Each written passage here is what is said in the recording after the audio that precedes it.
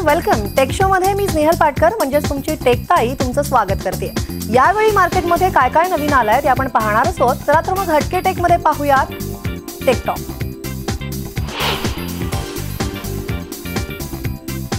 Watch सोबत अनेक features असलेला लिनोवोचा बजेट फिटनेस बँड बाजारात।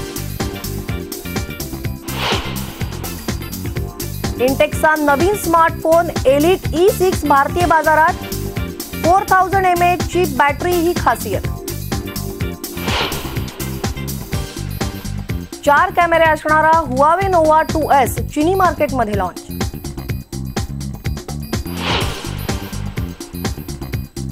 आता घरातल्या ओल्या कचऱ्यापासून तयार करा बायोगॅस। हटके टेक मध्ये पाहूयात होम बायोगॅस टेक्नॉलॉजी।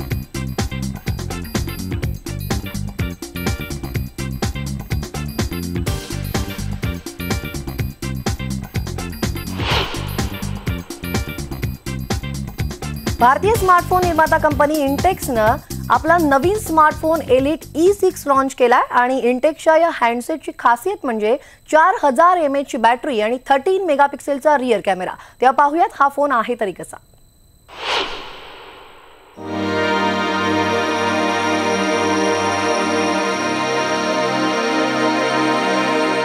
भारतीय स्मार्टफोन निर्माता कंपनी इंटेक्स टेक्नॉलॉजीजनं आपला नवीन स्मार्टफोन एलिट E6 लॉन्च केलाय। इंटेक्स एलिट E6 मध्ये 5 इंचाचा HD resolution 2.5D curve glass display दिला गेलाय। 1.25 GHz quad core MediaTek chipset सुद्धा यात दिली गेली आहे। तर यामध्ये 3GB रॅम आणि इनबिल्ट स्टोरेज 32GB आहे आणि मायक्रो SD कार्डद्वारा 128GB पर्यंत तुम्ही ती वाढवू शकता। हा 4G VoLTE dual SIM handset Android 7.0 nougat operating सिस्टीमवर चालतो। हा हँडसेट ब्लॅक रंगात अवेलेबल आहे। आता कॅमेरा सेटअप बद्दल बोलायचं झालं तर रिअरवर HD फ्लॅशच्या सोबतच 13 मेगापिक्सेलचा सेन्सर दिला गेलाय, तर फ्रंट पॅनलवर 8 मेगापिक्सेलचा कॅमेरा आहे। या सेल्फी कॅमेरा सोबतही फ्लॅश दिला गेलाय। 4000 mAh ची मोठी बॅटरी या फोनचा एक हिस्सा आहे। Intex Elite E6 exclusively e-commerce site फ्लिपकार्टवर 6999 रुपयात मिळेल। टेक ताई, न्यूज 18 लोकमत। चीनी स्मार्टफोन कंपनी हुआवेनं चीनी मार्केटमध्ये एक नवा स्मार्टफोन हुआवे नोवा 2S हा लॉन्च केला आणि या स्मार्टफोनची खासियत म्हणजे या फोनमध्ये 4 कॅमेरे आहेत। मार्केटमध्ये या फोनचे 3 व्हेरियंट लॉन्च झाले, तेव्हा पाहूया त्याचे स्पेसिफिकेशन्स। हुआवे नोवा 2S मध्ये फ्रंट आणि रियर पॅनलवर 2 रियर कॅमेरे आहेत। कंपनीनं मार्केटमध्ये या फोनचे 3 व्हेरियंट लॉन्च केलेत। हुआवेचा phone black, grey, red, rose gold आणि ब्लू या रंगात अवेलेबल आहे। हुआवे नोवा 2S मध्ये 6 इंचाचा फुल HD plus LTPS 2.5D curved glass display दिला गेलाय। कंपनीच्या किरीन 960 चिपसेटचा यात वापर केला गेलाय। 4 कॅमेऱ्याचा हुआवे कंपनीचा हा smartphone out of box Android 8.0 ओरिओवर आधारित EMUI 8.0 वर चालेल। रॅम आणि स्टोरेजवर आधारित या हँडसेटचे 2 व्हेरियंट असतील, एक 4GB रॅम आणि 64GB स्टोरेज, तर दुसरा 6GB रॅम आणि 64GB storage. Rear camera setup बद्दल बोलायचं झालं तर इथे 16 मेगापिक्सेलचा प्रायमरी सेन्सर आहे आणि सेकंडरी सेन्सर 20 मेगापिक्सेलचा आहे, जो PDAF, LED flash, 4K video recording आणि f1.8 अपार्चरच्या सोबत आहे। फ्रंट पॅनलवर f2.0 अपार्चरच्या सोबत 20 मेगापिक्सेलचा एक प्रायमरी कॅमेरा आहे। याच्या सोबतच 2 मेगापिक्सेलचा सेन्सर सुद्धा देण्यात आलाय। फिंगरप्रिंट सेन्सर डिस्प्लेच्या खालच्या बाजूला दिला गेलाय। कनेक्टिव्हिटी फीचरमध्ये 4G VoLTE, WiFi, Bluetooth 4.2, NFC आणि USB Type-C पोर्टचा समावेश आहे। डुअल सिम वाल्या या स्मार्टफोनमध्ये 3340 mAh ची बॅटरी दिली गेली आहे। चीनी मार्केटमध्ये हुआवे नोवा 2S ची 4GB रॅम आणि 64GB स्टोरेज व्हेरियंटची किंमत 2699 चीनी युआन म्हणजे 26000 रुपये आहे, तर 6GB रॅम आणि 64GB स्टोरेजची किंमत 2999 चीनी युआन म्हणजे सुमारे 29000 रुपये आहे। टेक ताई, न्यूज 18 लोकमत।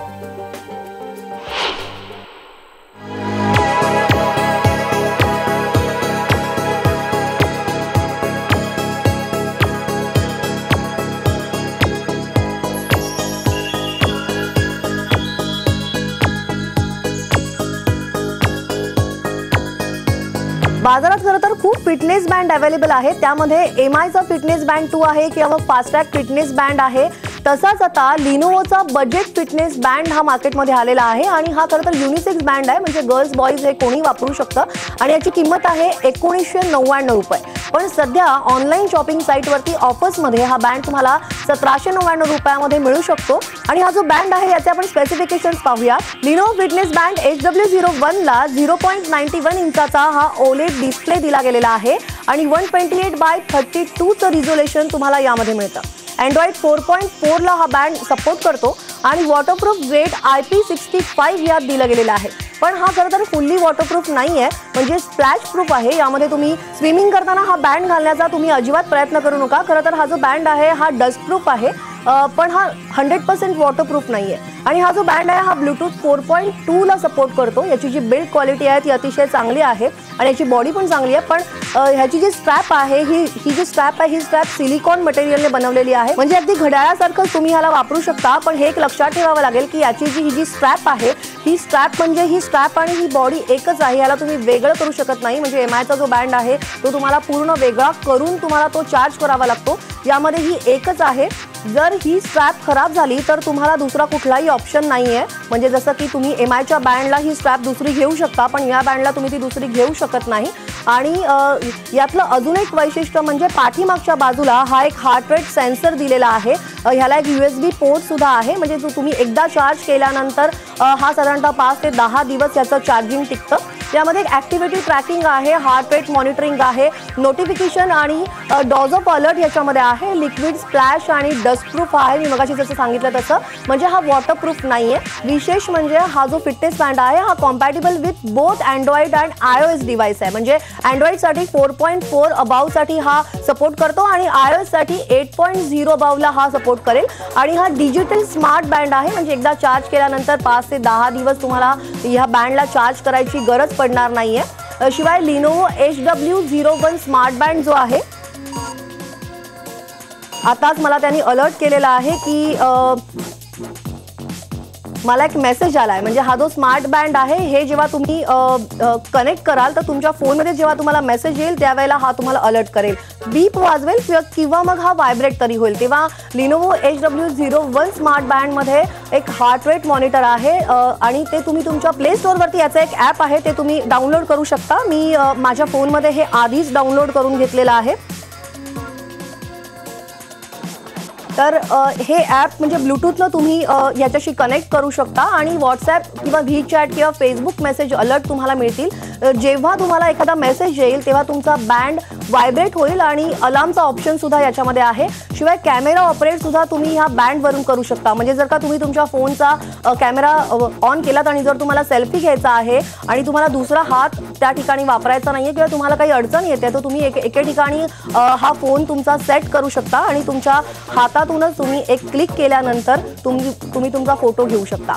म्हणजे हा जरी फिटनेस बँड असला तर यामध्ये वॉच आहे आणि इतरही अनेक फीचर्स आहेत जे कमी बँडमध्ये तुम्हाला एकत्रितरित्या पाहायला मिळतात. तेव्हा हा फिटनेस बँड सगळा एकत्रित जो बँड आहे म्हणजे एक छोटा पॅकेट बडा धमाका असंच आपल्याला म्हणता येईल. तर हा तुम्हाला कसा वाटला याचा फीडबॅक आम्हाला द्यायला विसरू नका.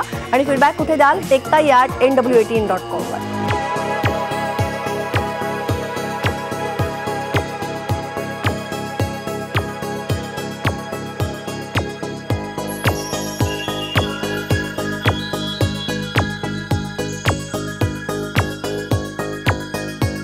आणि आता वेळ झालेली आहे एका स्पीड आणि हायटेक ब्रेकची. तेव्हा घेऊयात एक hi-tech break. See you soon. Stay connected.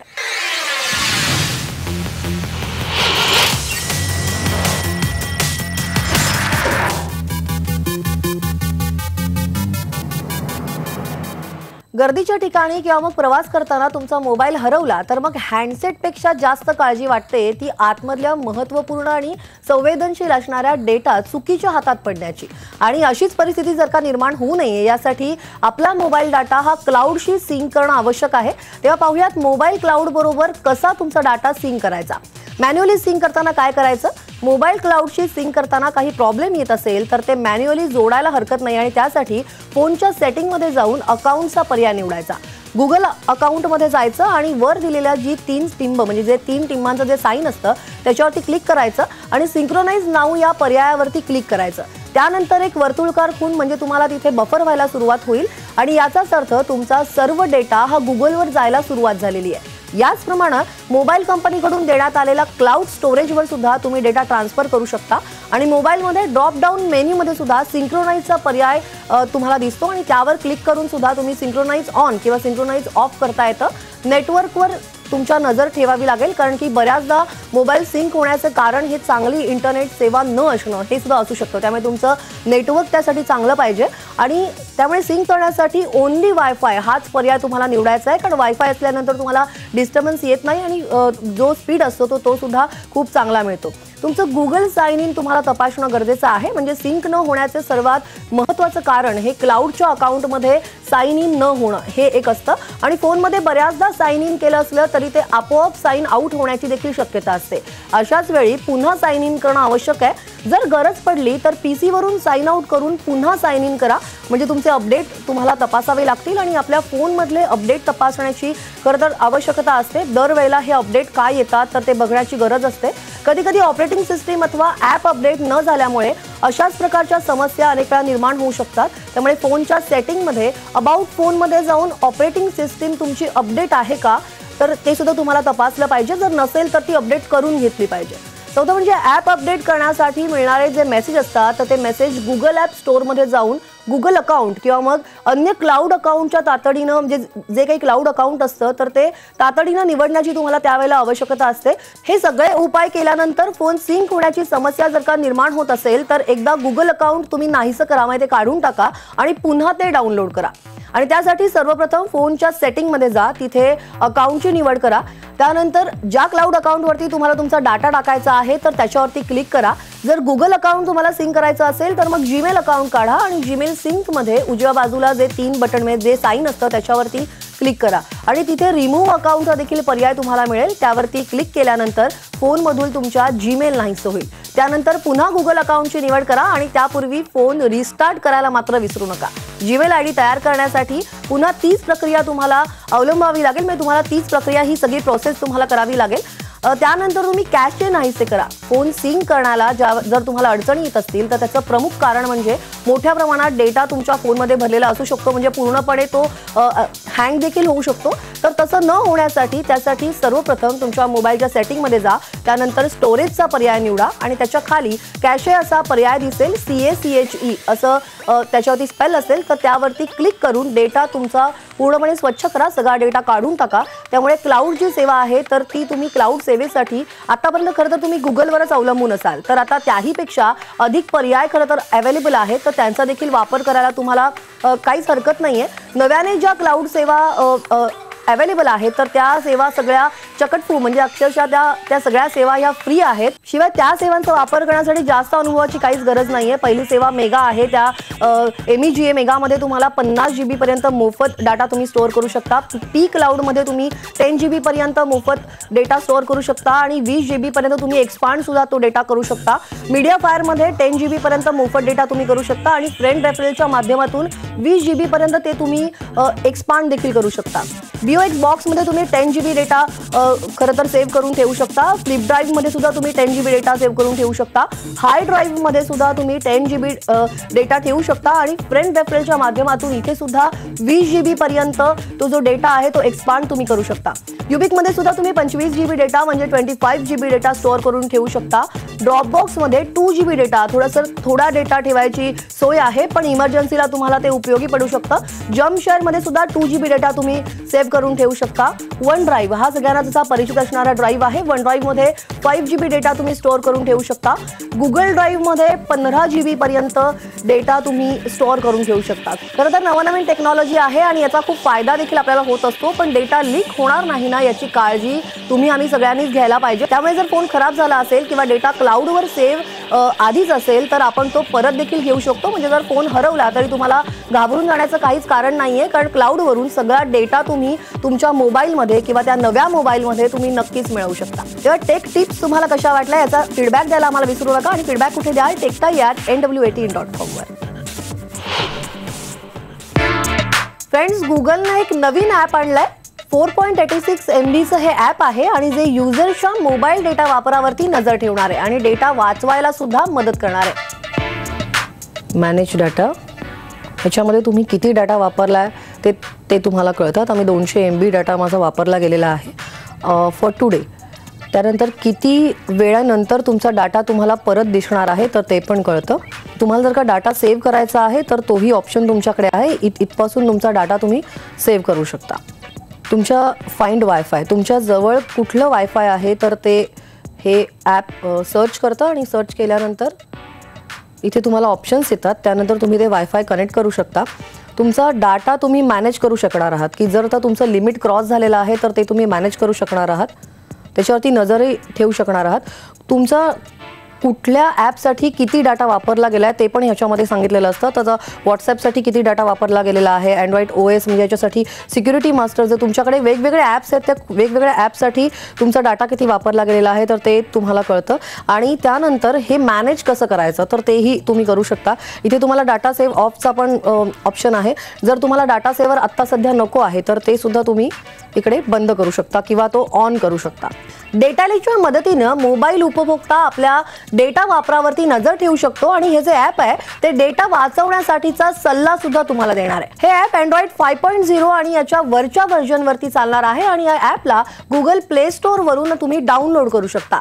लोकांना किती डाटा खर्च झाला आहे खरं तर हे कधी कळत नाही आणि त्यासाठीच गुगलनं हे ॲप तयार केलंय. हे ॲप एका त्रिसूत्रीवरती काम करतं, ज्यामध्ये डेटाची माहिती देणं, डेटाच्या खर्चावरती नियंत्रण ठेवणं आणि डेटाची बचत करणं.